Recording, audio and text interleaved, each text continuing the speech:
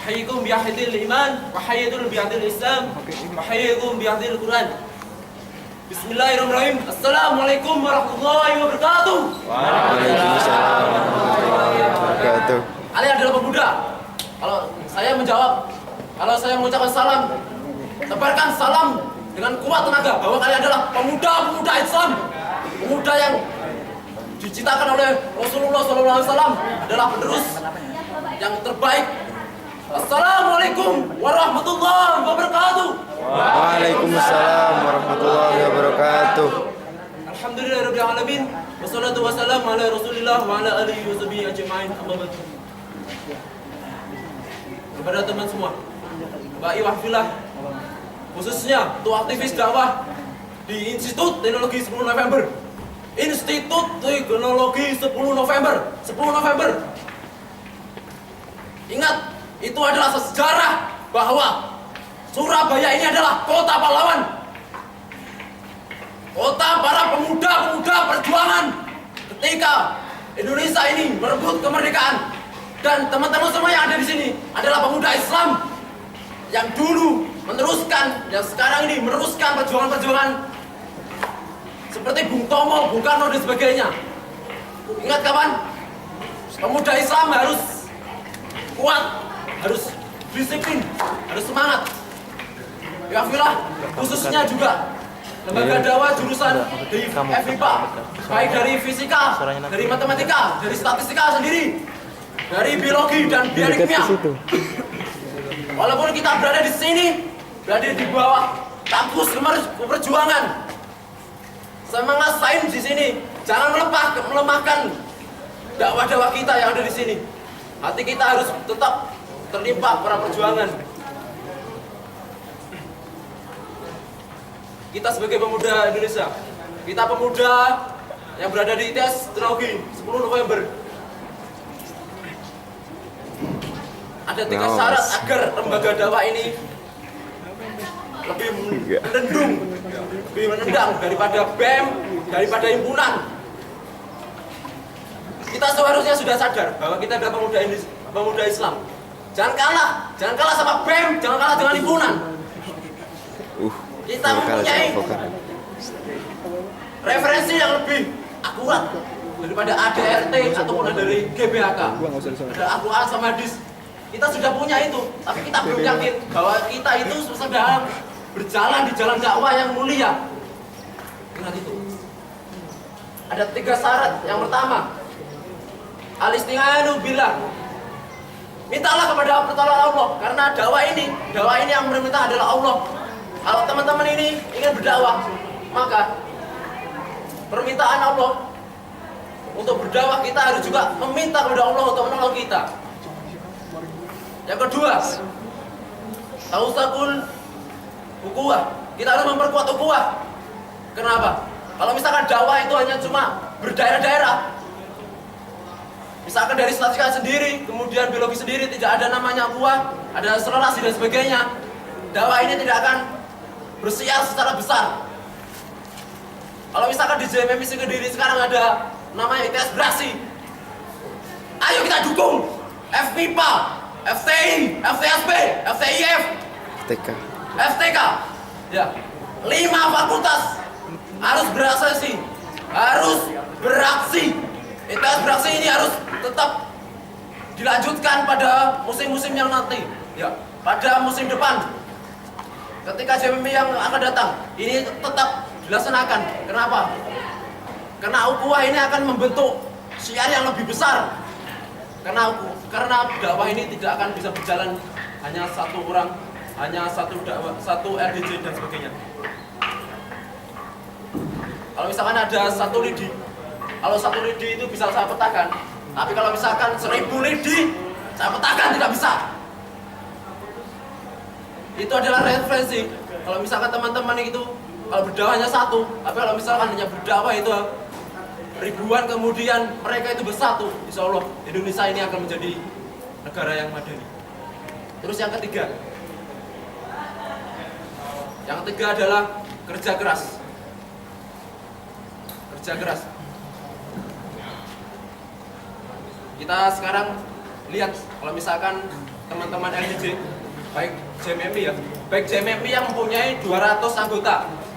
Yang LDJ kalau misalnya di statistika ini ada 78 anggota. Iya.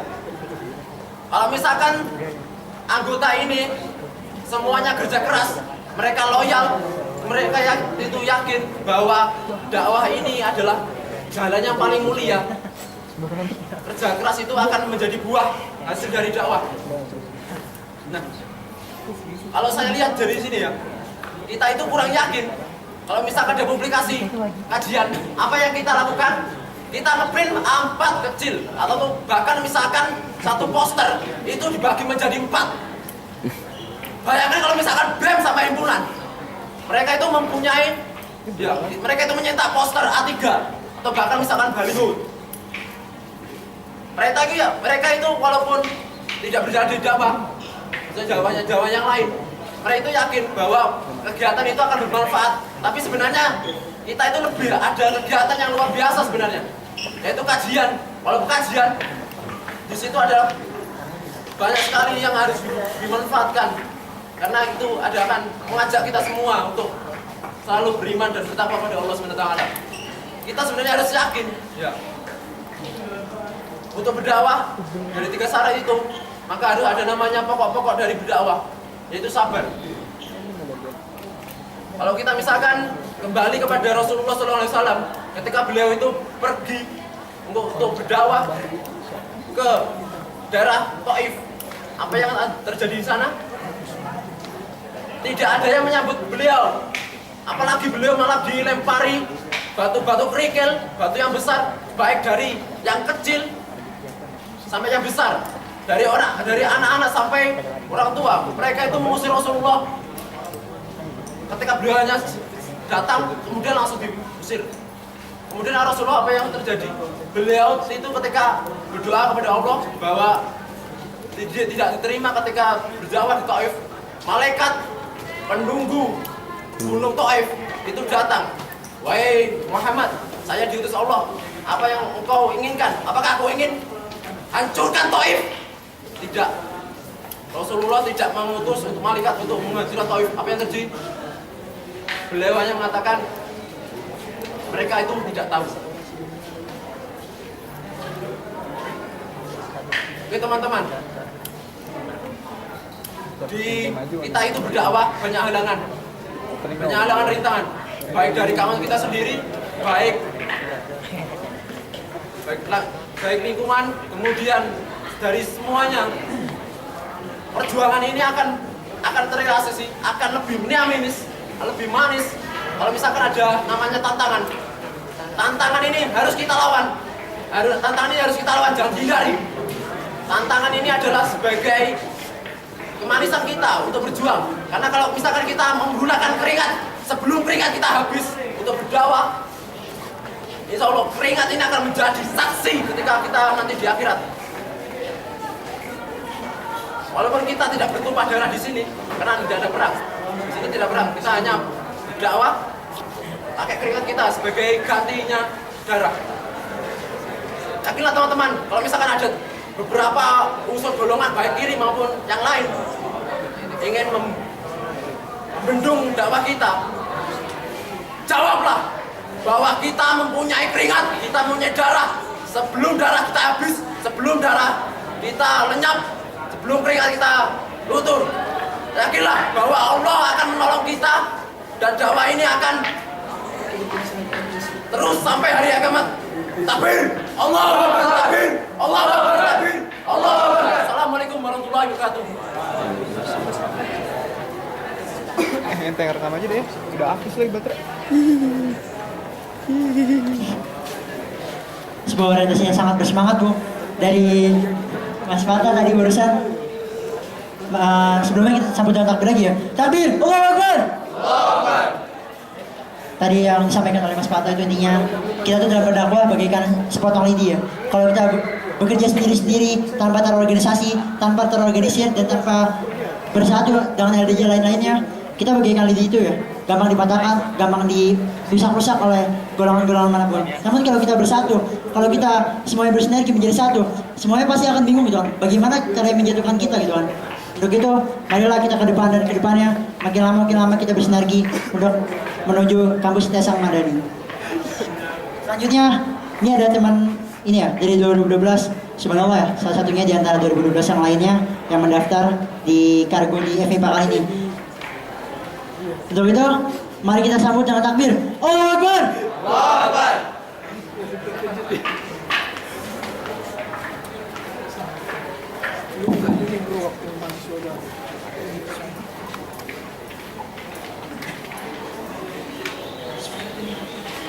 Assalamualaikum warahmatullahi wabarakatuh. Waalaikumsalam warahmatullahi wabarakatuh. Saya tahu mungkin di antara antum sekalian saat ini sedang berpuasa, saat ini sore hari, mungkin antum sekalian lemas. Tapi ingatlah Rasulullah Shallallahu Alaihi Wasallam berabad-abad yang lalu saat perang Khandaq, beliau dalam kondisi lapar, beliau dalam kondisi berpuasa, namun mampu memecahkan batu yang menjadi penghalang kaum muslim saat menggali terowongan saat itu. Oleh karena itulah saya ingin di salam yang kedua ini antum sekalian lebih bersemangat dalam menjawabnya. Assalamualaikum warahmatullahi wabarakatuh. Waalaikumsalam warahmatullahi wabarakatuh.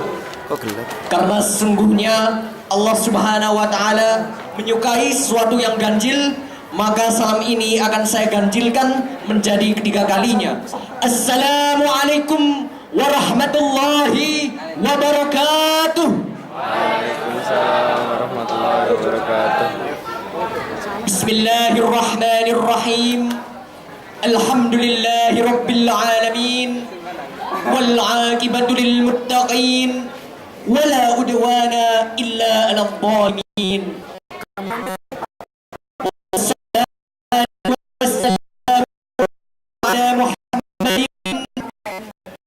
Khatamin nabiyyin wa ala alihi wa ashabihi wa tabi'in wa tabi'it tabi'ina wa tabi'ihum bi ihsan ila yaumiddin. La hawla wa la quwwata illa billahil aliyyil azim. Amma ba'du. Qala Allah ta'ala fil Qur'anil Karim. A'udzu billahi minasy syaithanir rajim. Ya ayyuhalladzina amanu in tansurullaha yansurkum wa yuthabbit aqdamakum. Shadaqallahul azim. Wa qala Rasulullah sallallahu alaihi wasallam, khairun nas anfa'uhum linnas. Amma ba'du. Ma'asyiral muslimin, para aktivis dakwah kampus yang dirahmati oleh Allah Subhanahu wa taala. Syukur alhamdulillah pada sore hari ini kita dapat berkumpul di sini dalam keadaan sehat walafiat. Di saat mungkin kawan-kawan kita yang lain di luar sana sedang melaksanakan aktivitas duniawi, sedang melaksanakan mungkin kegiatan-kegiatan yang kurang bermanfaat, maka bersyukurlah kita semua di sini ditakdirkan oleh Allah Subhanahu wa taala berkumpul dalam majelis-majelis ilmunya yang fa insyaallah di sekitar kita saat ini dinaungi oleh para malaikat Allah yang senantiasa mendoakan kita semua. Salawat serta salam semoga tercurahkan kepada junjungan kita Nabi besar Muhammad sallallahu alaihi wasallam yang cintanya kepada kita semua sungguh tiada lagi diragukan. Ketika Rasulullah akan wafat, bukan nama Aisyah yang keluar, bukan nama Khadijah yang keluar, atau nama istri-istri beliau yang lainnya, namun yang keluar adalah ummati, ummati, ummati, umatku, umatku, umatku. Maka begitu besar cinta Rasulullah kepada umatnya. Semoga kelak di hari kiamat kita mendapatkan syafaat dari Rasulullah sallallahu alaihi wasallam. Amin, amin ya rabbal alamin. Hadirin wal hadirat rahimakumullah. Enggak ada hadiratnya. Perkenankanlah saya Musadun Faiz dari Teknik Industri Angkatan 2012 pada sore hari ini akan menyampaikan sedikit orasi yang berjudul Membangun Semangat Juang Dakwah di Kampus Pahlawan. Orasi ini sengaja saya sampaikan karena hidup matinya kalimat Allah Subhanahu wa taala di bumi kita tercinta ini, khususnya di kampus Pahlawan ini, sungguhnya hidup matinya bergantung dari gerakan-gerakan yang dilancarkan oleh kita semua selaku aktivis dakwah kampus. Saat ini, menilik kondisi yang terjadi di zaman saat ini, menurut saya Islam sedang berada dalam fase yang kritis. Bagaimana tidak? Ketika zaman Rasulullah SAW, para pemuda-pemuda haus akan ilmu pengetahuan, para pemuda Islam dahaga akan kalimah-kalimah Allah, mereka meramaikan masjid. Namun di zaman sekarang ini justru mal, plaza, dan tempat hiburan lainnya yang lebih ramai. Tsumma na'udzubillahi min dzalik. Oleh karena itulah, sebagai aktivis dakwah kampus di sini, tentunya ini tugas berat yang harus kita laksanakan, yaitu menegakkan kalimah-kalimah Allah di lingkungan kampus kita tercinta ini. Tentunya saat kita berjuang menegakkan kalimah Allah, tentunya kita sempat merasa letih, sempat merasa lelah. Terkadang kita merasa apa yang kita perjuangkan, apa yang kita dakwahkan justru tidak sebanding hasilnya. Oleh karena itulah, izinkan saya di sini di depan antum sekalian, izinkan menyampaikan keutamaan-keutamaan dakwah yang semoga dari keutamaan-keutamaan tersebut dapat menjadi motivasi bagi diri kita semua untuk senantiasa berdakwah di jalan Allah Subhanahu wa taala. Bismillah. Keutamaan yang pertama dalam berdakwah, ada sebuah ayat Allah Subhanahu wa taala yang begitu indah di dalam Al-Qur'an. Dalam Quran surah Muhammad ayat 7, Allah Subhanahu wa taala berfirman, A'udzu billahi minasyaitonir rajim. Ya ayyuhalladzina amanu, wahai orang-orang yang beriman, in tansurullaha, apabila engkau mau menolong agama Allah, yang surkum, maka sungguh Allah akan menolongmu. Wa yutsabbit aqdamakum, dan Allah akan menegakkan kedudukanmu. Allahu Akbar. Hanya dengan menolong agama Allah saja, balasannya adalah dua perkara. Yang pertama, kita ditolong oleh Allah. Yang kedua, kedudukan kita ditegakkan oleh Allah Subhanahu wa taala. Oleh karena itulah, melalui ayat tadi seharusnya dapat menjadi pelecut bagi diri kita di sini bahwa tiada lagi kata malu, tiada lagi kata gengsi dalam berdakwah, karena sungguhnya kita berada di jalan orang-orang yang menegakkan, yang mau menolong agama Allah Subhanahu wa taala. Keutamaan yang kedua, secara tidak langsung orang-orang yang berdakwah, para aktivis dakwah kampus telah menjadi agen kebaikan. Dalam bahasa saya, agen kebaikan di sini modalnya tidak akan pernah habis, bahkan terus berkembang. Bagaimana tidak? Ketika ia mengajarkan akan Islam kepada kawan-kawannya, secara tidak langsung ia mengajarkan kepada dirinya sendiri. Ketika ia mengamalkan ilmu-ilmunya pada kawan-kawannya, secara tidak langsung, fa insyaallah ilmunya tidak akan berkurang, bahkan bertambah. Ketika ia memberikan nasihat kepada kawan-kawannya akan agama Islam, secara tidak langsung ia menasihati dirinya sendiri. Maka sesungguhnya beruntunglah orang-orang yang beriman, orang-orang yang berilmu, serta orang-orang yang mengamalkannya. Sebab Allah Subhanahu wa taala dalam Quran surah Al-Mujadilah ayat 11 berfirman, A'udzu billahi minasyaitonir rajim. Yarfa'illahu alladhina amanu minkum utul ilma darajat. Ditingkatkanlah derajat seorang oleh Allah karena ketakwaannya dan karena ilmu pengetahuannya. Allahu Akbar. Begitu banyak keutamaan berdakwah yang kita dapatkan. Selain kita mendapatkan pertolongan dari Allah, kita juga mendapatkan peningkatan derajat dari Allah Subhanahu wa taala. Ma'asyiral muslimin rahimakumullah. Oleh karena itulah di sini izinkan saya menyampaikan satu lagi kisah motivasi dari seorang sahabat Nabi yang syahid dalam peperangan Uhud. Sebagaimana yang kita ketahui, dalam peperangan Uhud, sahabat Nabi, umat Islam mengalami kekalahan karena kesalahan strategi, karena kelalaian umat Islam dalam menjalankan strategi. Namun di saat pasukan muslim yang lain mundur, ada seorang sahabat yang bernama Anas bin An-Nadar maju ke depan. Kemudian ia dihampiri oleh sahabat Nabi yang lainnya bernama Sa'ad bin Mu'adz. Kemudian Anas bin Nadar berkata pada Sa'ad bin Mu'adz, "Demi Allah, wahai Sa'ad bin Mu'adz, aku mencium wangi surga dari balik bukit Uhud itu." Lalu apa yang terjadi? Maka syahidlah sahabat tersebut. Kemudian jasadnya ditemukan dalam kondisi 80 luka di sekujur tubuhnya. Lebih dari 80 bahkan aneka cabikan, sayatan dari orang-orang kafir di sekujur tubuhnya. Yang bisa mengenali pada waktu itu adalah saudarinya. Itu pun dari jari jemarinya yang tidak utuh. Mari kita bertakbir untuk menyambut syahidnya sahabat Nabi ini.